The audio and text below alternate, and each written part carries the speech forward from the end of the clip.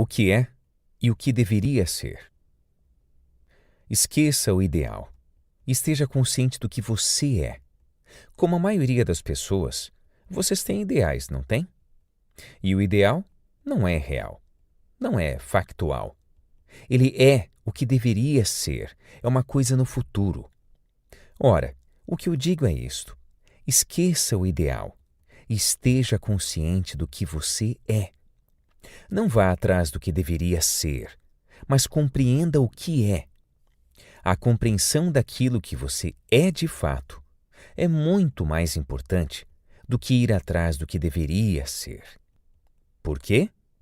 Porque compreendendo o que você é, inicia-se um processo espontâneo de transformação. Ao passo que, se tornando o que você deveria ser, não haverá mudança de fato, mas apenas a continuação da mesma coisa, sob antigos diferentes disfarces. Se a mente, vendo que é estúpida, tenta mudar sua estupidez para inteligência, que é o que deveria ser, isso é tolice. Não tem significado nem realidade. É apenas a busca de uma autoprojeção, um adiamento da compreensão daquilo que é. Enquanto a mente tentar mudar sua estupidez para outra coisa, ela permanecerá estúpida. Mas se a mente diz: eu percebo que eu sou estúpida e quero compreender o que é a estupidez, então eu vou investigá-la, observar como ela surge. Esse próprio processo de investigação gera uma transformação fundamental. Nossa atual moral está baseada no passado ou no futuro? No tradicional ou no que deveria ser? O que deveria ser é o ideal em oposição ao que foi. É o futuro em conflito com o passado. A não-violência é o ideal, o que deveria ser. E o que foi é a violência. O que foi projeta o que deveria ser. O ideal é de fabricação doméstica, sendo projetado pelo seu próprio oposto, o real. A antítese é o prolongamento da tese. O oposto contém o elemento do oposto respectivo. Sendo violenta, a mente projeta o seu oposto, o ideal de não-violência. Dizem que o ideal ajuda a dominar seu oposto. Será que isso é um fato? O ideal não é uma maneira de evitar, de fugir do que foi ou do que é? O conflito entre o real e o ideal é evidentemente um meio de adiar a compreensão do real. E esse conflito apenas cria outro problema, que ajuda a esconder o problema imediato. O ideal é uma maravilhosa e respeitável fuga do real. O ideal da não-violência, como também o da utopia coletiva, é fictício. O ideal, o que deveria ser, ajuda a esconder e a evitar o que é. A luta pelo ideal é busca de recompensa. Podem parar de buscar recompensas mundanas, achando esse desejo estúpido e primitivo, como de fato é. Mas a sua luta pelo ideal representa uma busca de recompensa num plano diferente, o que é igualmente estúpido. O ideal é uma compensação, um estado fictício conjurado pela mente. Sendo violenta, separatista e ambiciosa, a mente projeta uma compensação agradável, a ficção a que chama de ideal, utopia ou futuro, e se esforça em vão para alcançá-la. Esse próprio esforço representa conflito, mas é também uma maneira conveniente de adiar a compreensão do real. O ideal, o que deveria ser, não ajuda a compreender o que é. Pelo contrário, impede a sua verdadeira compreensão. A compreensão do que é só se torna possível quando o ideal, o que deveria ser, foi apagado da mente. Isto é, quando o falso foi percebido como falso.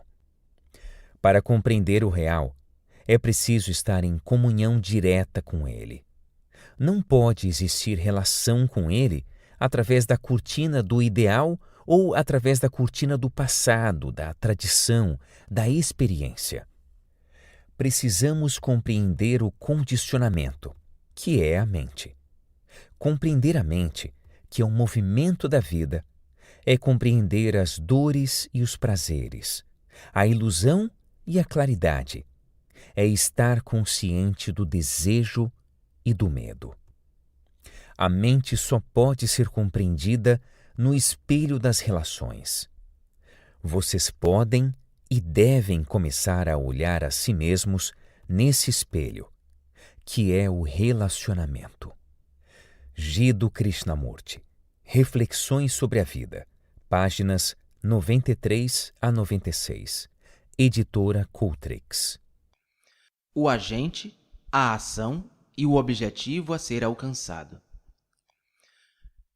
Nossa vida é uma série de ações, um processo de ação em diferentes níveis da consciência.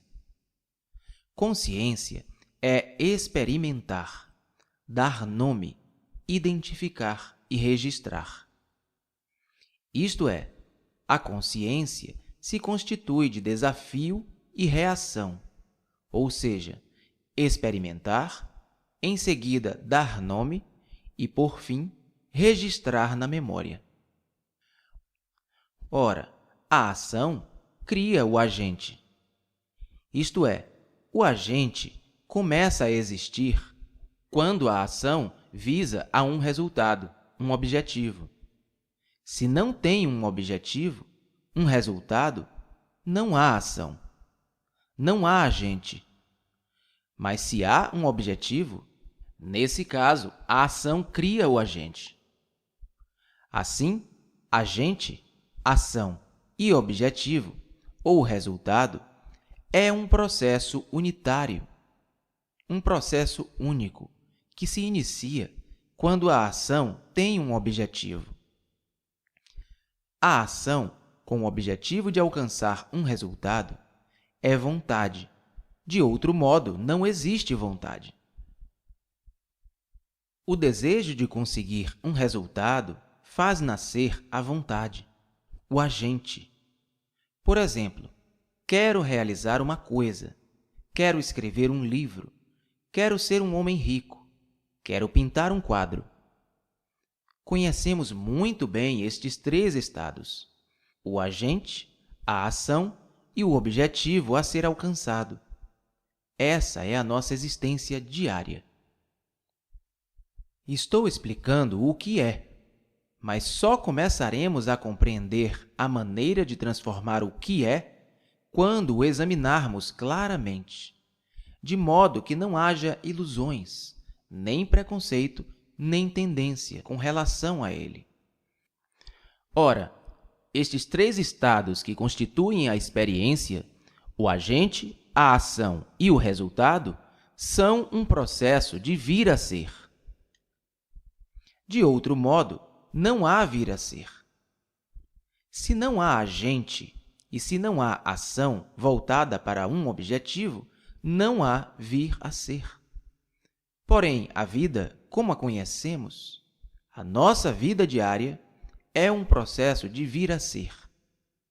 Por exemplo, sou pobre e atuo com um objetivo, isto é, de me tornar rico. Sou feio e desejo me tornar belo. Portanto, minha vida é um processo de vir a ser alguma coisa.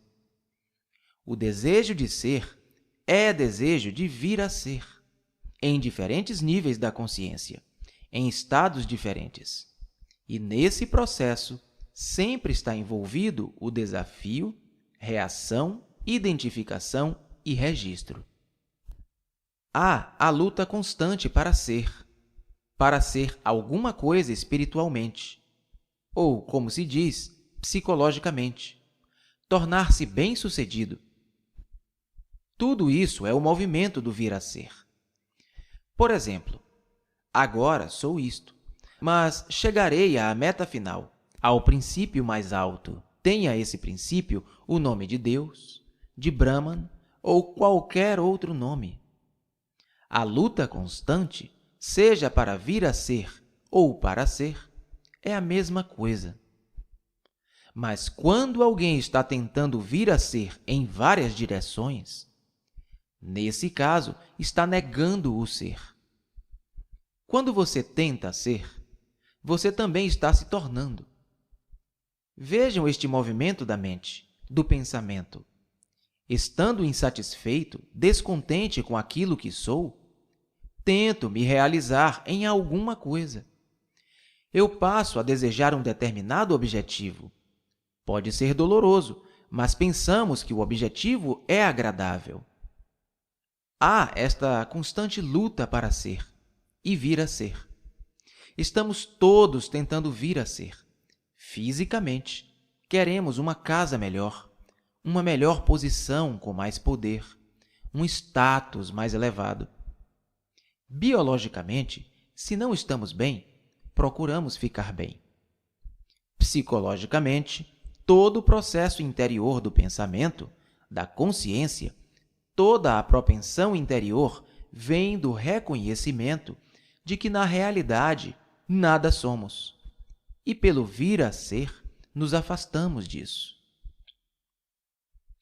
Psicologicamente, interiormente, há sempre a fuga do fato, sempre o escapar daquilo que eu sou, daquilo pelo qual eu estou descontente, para alguma coisa que irá me satisfazer no futuro.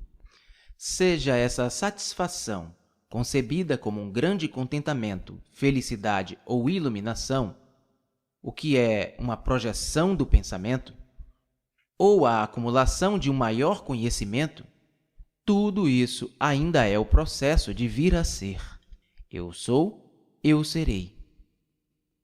Esse processo significa tempo psicológico. O cérebro é programado para isso. Toda a nossa cultura, todas as nossas religiões, tudo isso é o movimento da entidade que quer ser algo diferente daquilo que de fato é.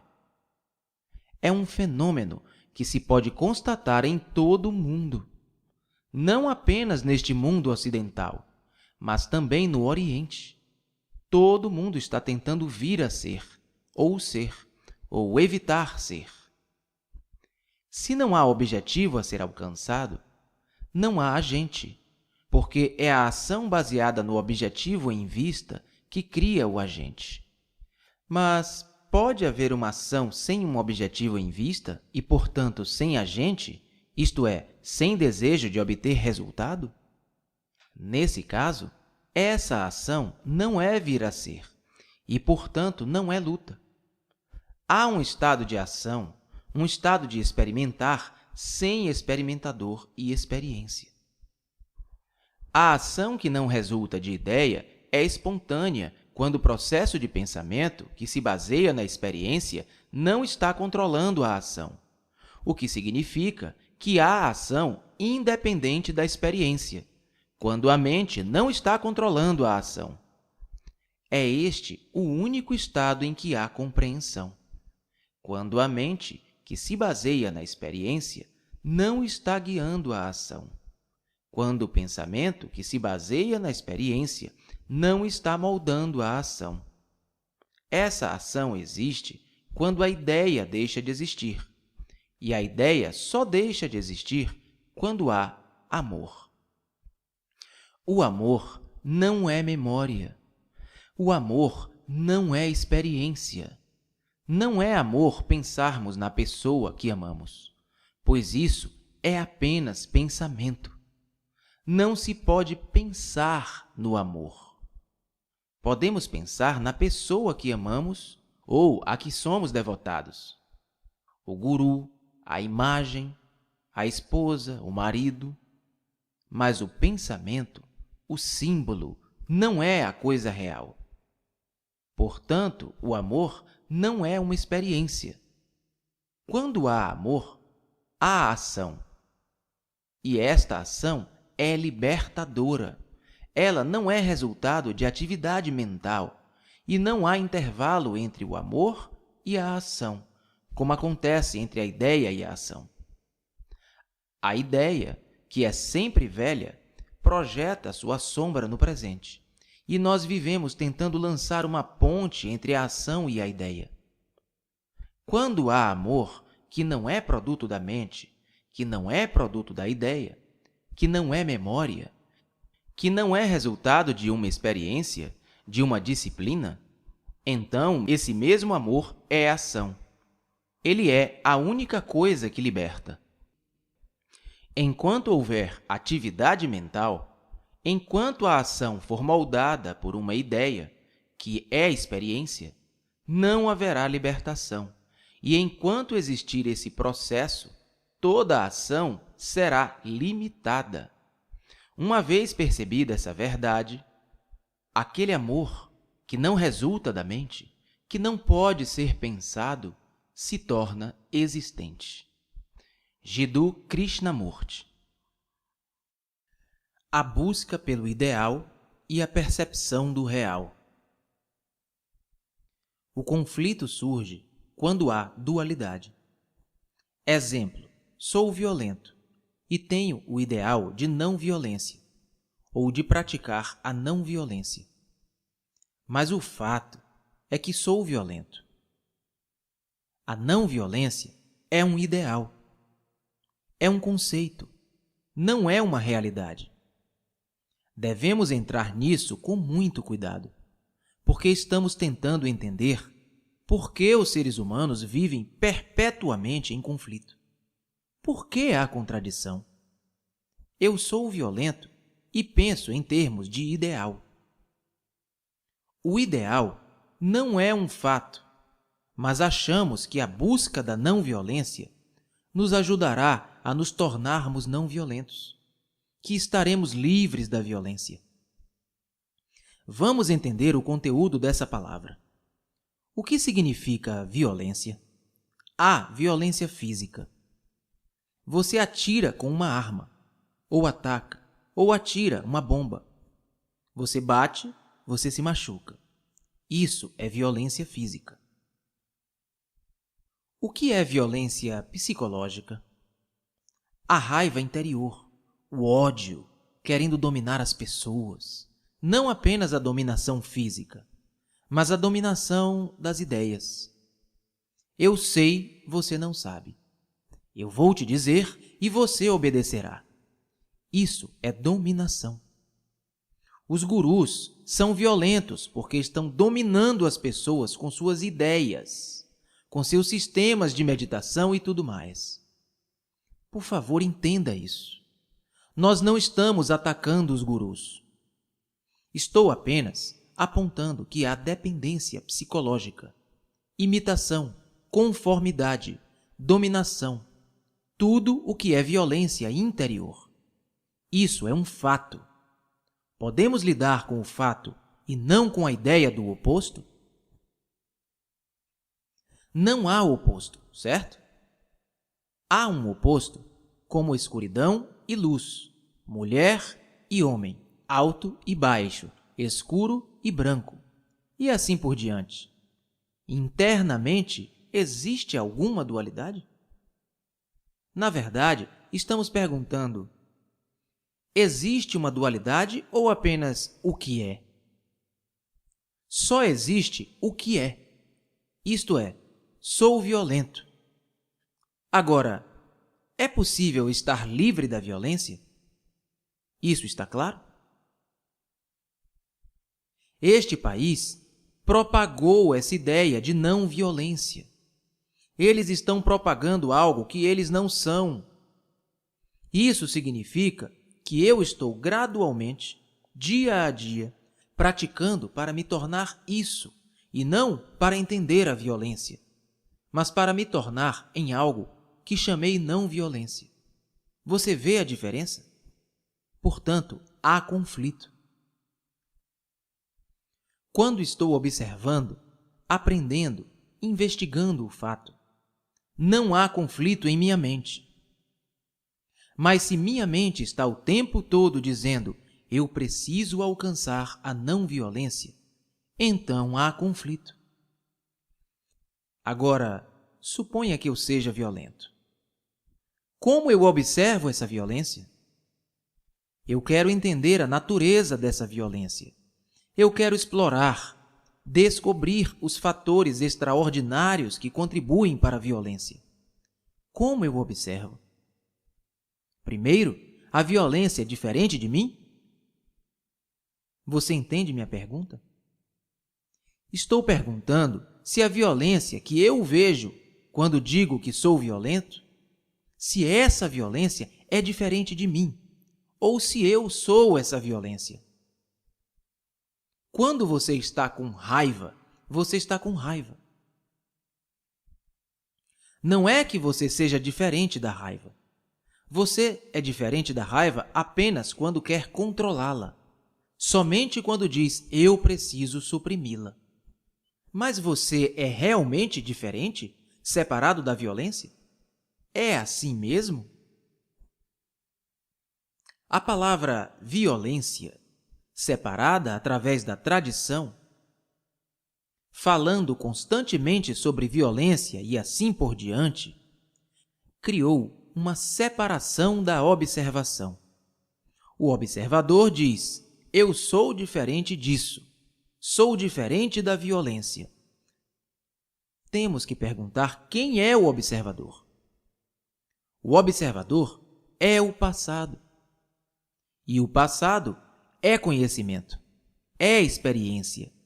São todas as memórias armazenadas. Essas memórias, essas várias formas de conhecimento e o movimento de tudo isso são o passado. O pensamento se dividiu como passado, presente e futuro. Ele se dividiu como observador e observado. O pensamento diz, eu não sou violento. A violência não faz parte de mim. Mas quando você olha de perto, você é violento. Você está com raiva. Você é ganancioso, invejoso, competitivo, deprimido. Você é tudo isso, certo? O observador não é diferente daquilo que ele está observando. Por favor, entenda isso.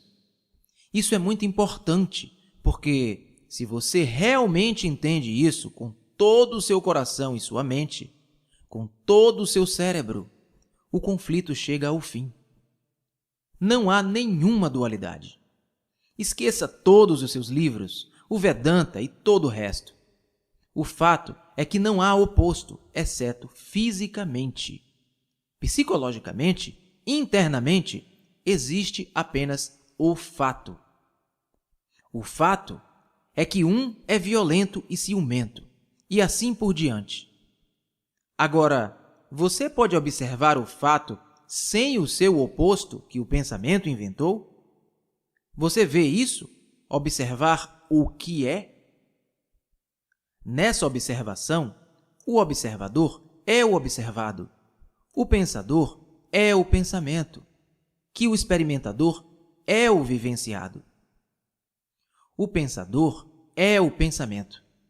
Não há pensador sem pensamento. O observador é o observado.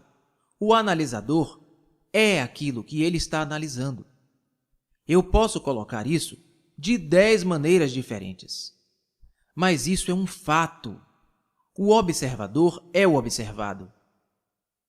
Portanto, você elimina completamente o senso de dualidade interiormente. Então não há questão de suprimi-lo, escapar dele, analisá-lo. Está lá. Então, o que acontece? O que acontece quando há realmente a percepção dessa verdade de que existe apenas o fato, não o oposto inventado, só o que é, em que não há divisão como observador ou observado? Então, o que acontece? Você entende minha pergunta? Tudo isso não está separado de você.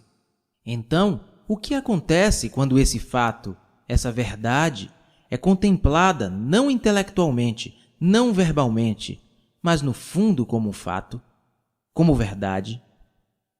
Nesse caso, você eliminou completamente o oposto. Existe apenas isso, e assim, viver com isso como uma joia preciosa que você descobriu. Você está assistindo, vendo a beleza daquela joia, a luz, os muitos aspectos dela, que é parte de você mesmo. Portanto, a observação é extraordinariamente importante para que não haja nenhuma divisão entre o observador e o que é observado. Então você percebe que nada pode ser feito sobre isso. O fato é que, quando existe tal observação, não é a palavra, não é a memória, é algo totalmente novo. Você está enfrentando essa nova reação, que você chama de violência, de forma nova. Isso significa que você observou algo novo. Observou como se fosse pela primeira vez, sem a interferência do conhecido.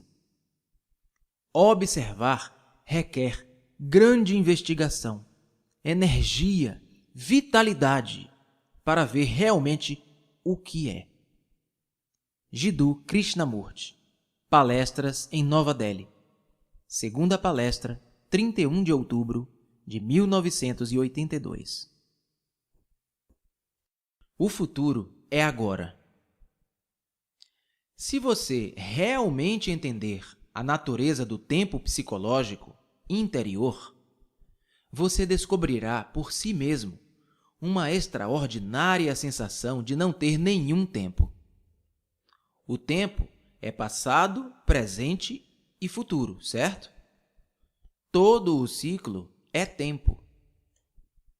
O que você pensou, o que você viveu, suas experiências, seu condicionamento, como cristão, hindu, budista, tudo isso é passado. Sem o passado, você não estaria aqui. Você foi programado por 2.000 anos e os hindus por 3 a 5.000 anos.